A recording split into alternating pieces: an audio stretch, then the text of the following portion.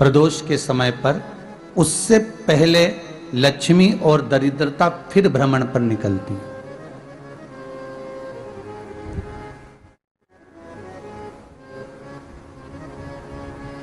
शिव भ्रमण कर कर जब वापिस आ जाते हैं, हिंदू धर्म में पीपल के वृक्ष की जो गणना वराह पुराण में करी गई है, 4 बजे से 7 बजे तक शिव के भ्रमण का समय बताया है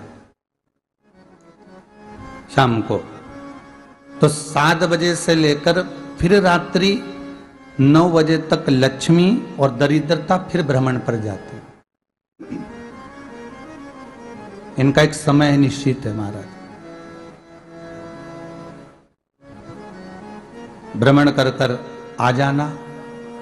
अब इस बीच में जब लक्ष्मी और दरिद्रता दोनों निकल कर जा रही हैं, तो दोनों एक भाव रख कर जाती हैं कि आज हमको कहां प्रवेश करना।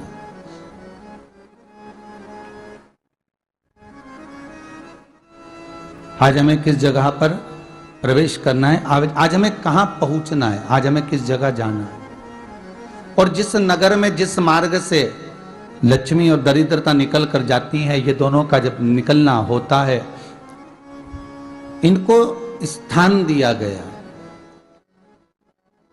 जहां पर स्वच्छता हो, घर के दरवाजे पर रंगोली डली हुई हो, द्वार पर जल छीटा गया हो। महाराज, उस द्वार पर लक्ष्मी प्रवेश करती है तो दरिद्रता भी जाने लगती है अंदर। जब दरिद्रता अंदर जाने लगती है तो लक्ष्मी उसको रोक देती है। पहले मैं देखकर आती हूं कि तेरे लिए स्थान है कि नहीं है, तू यहां रुक।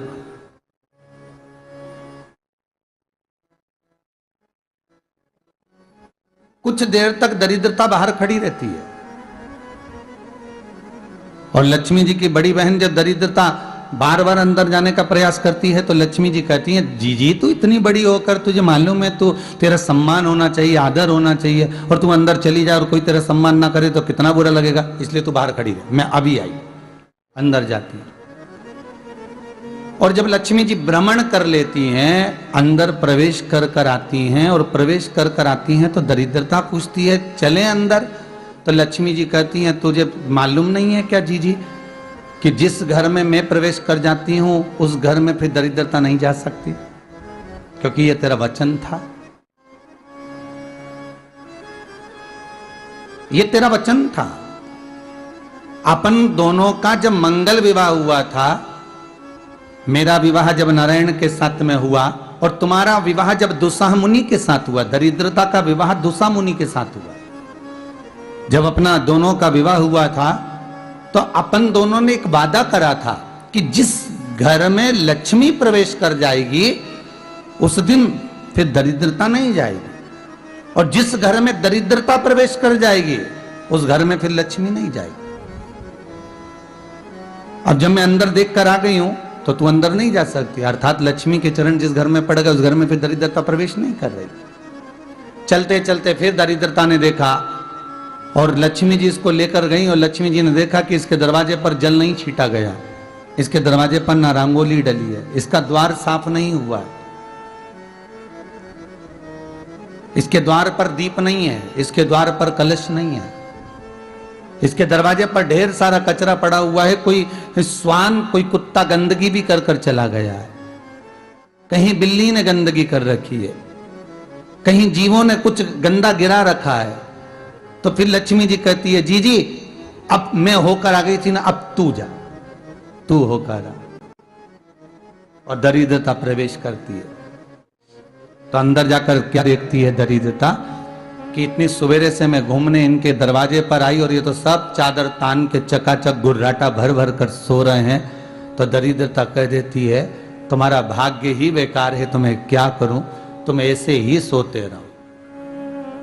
और दरिद्रता गुस्से में बाहर निकल कर आती है, लक्ष्मी से कहती है, लक्ष्मी तू इसके घर में जाना ही मत ही।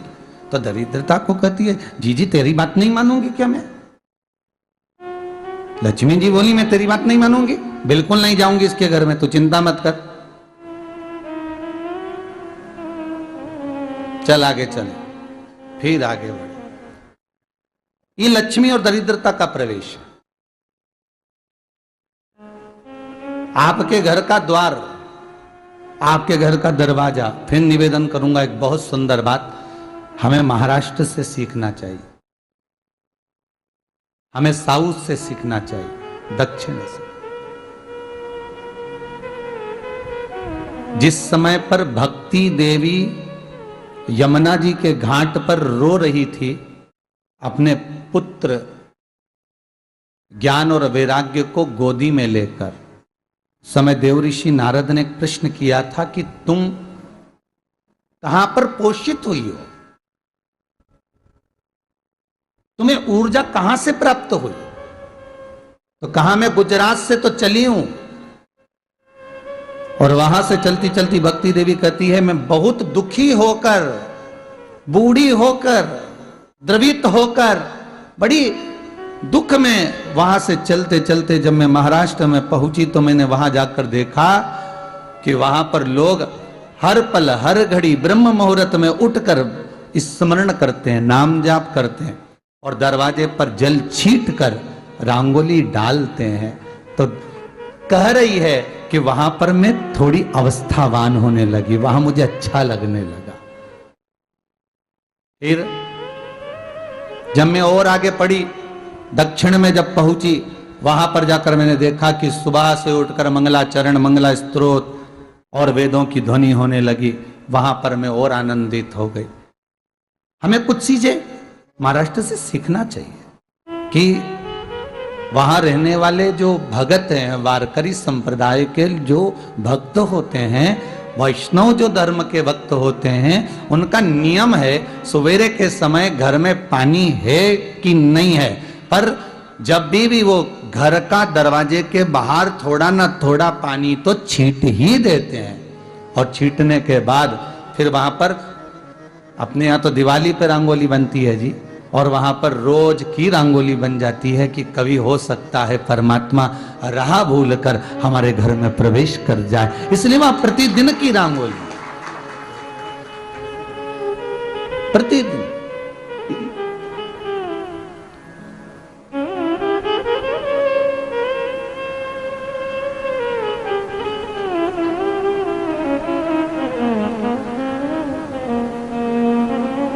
हमें सीखना चाहिए थोड़ा सा। आज के जमाने में तो बहू अपने कमरे की झाड़ू लगा ले, वो ही बहुत बड़ी बात है। हो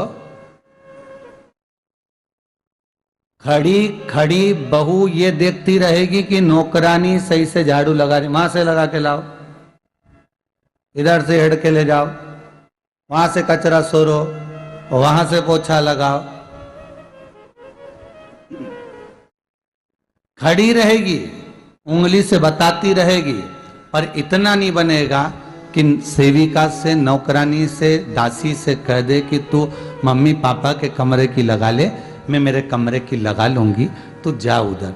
थोड़ा दया का भाव अगर होता तो उसके मन में भी आता कि मेरी बड़ी सेठानी तो अपनी जगह पर है, पर छोटी तो सेठानी की भी बड़ी सेठानी है जो मुझ पर करुणा करती रहती है। पर बड़ी तो कहे कि बेटा रहने दे, तू उधर ले जा, जब भाभी के कमरे में देख ले जा, उसके बच्चों का बड़ा फैलारा रहता ना, तू उधर देख ले जा, तो जरा उधर, मां उधर भेज रही है।